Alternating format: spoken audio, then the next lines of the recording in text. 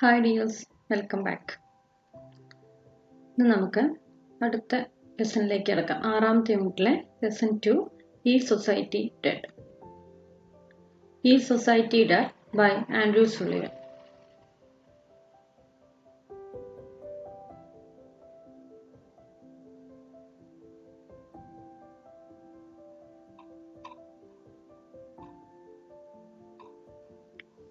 Andrew Sullivan talks about how the Apple products have taken control of his life.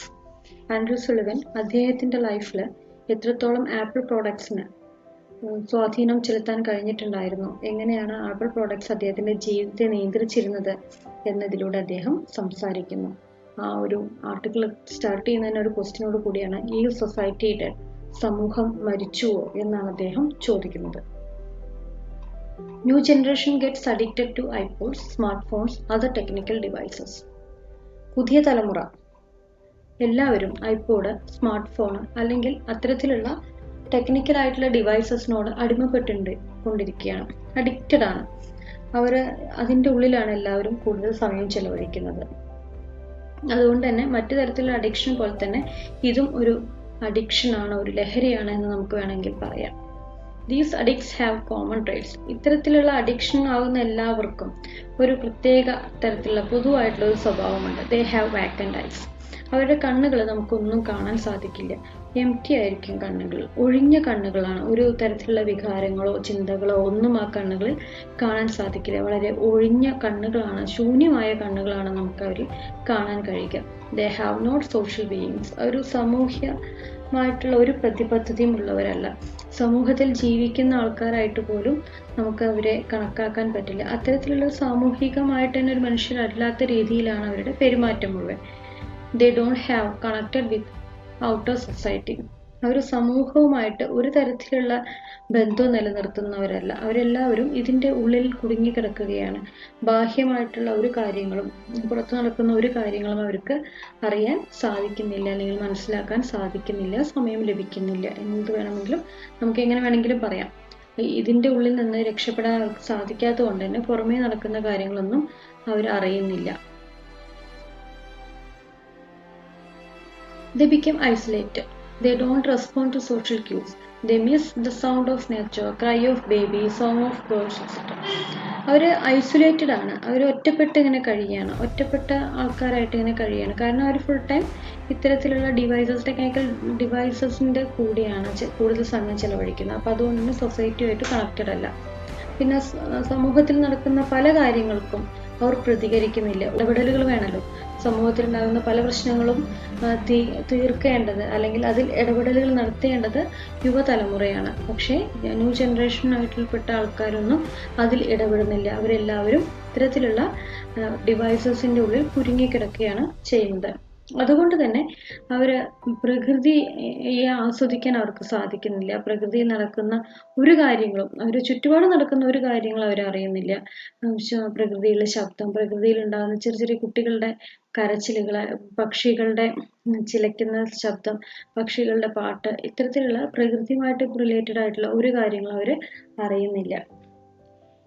He admits how he himself was addicted to the iPod and the Apple products, but yet the dislike he had for the way that technology has had on society itself.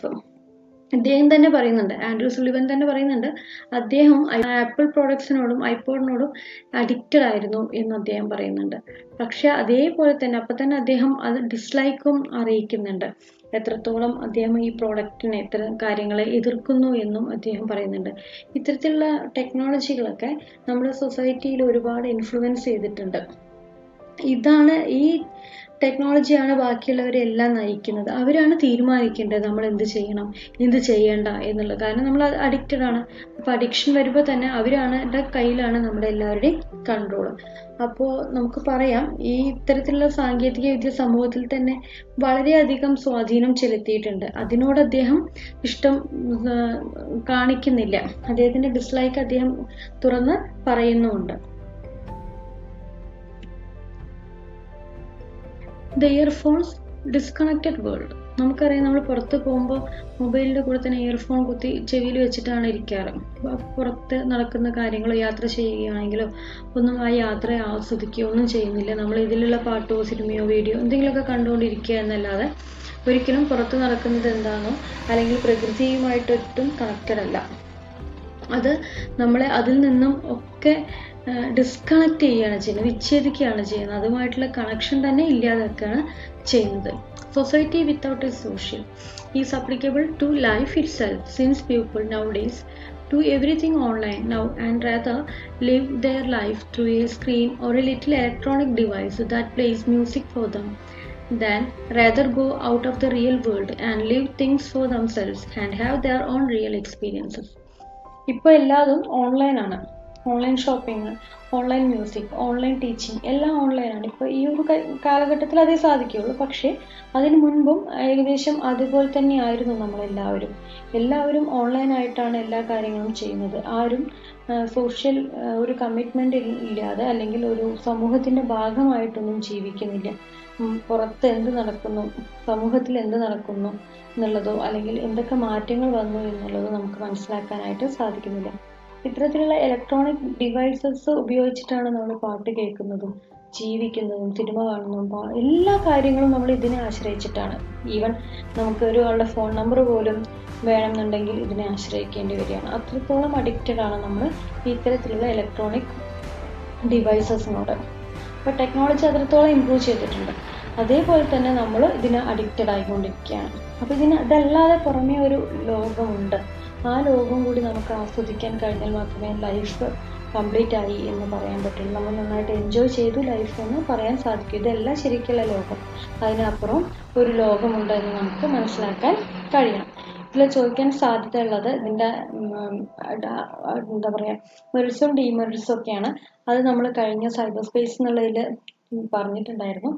അതും ഇതിൽ വരുന്ന കുറച്ച് പോയിന്റ്സും കൂടി ചേർത്ത് എഴുതിയാൽ മതി. They miss the beauty of outer world.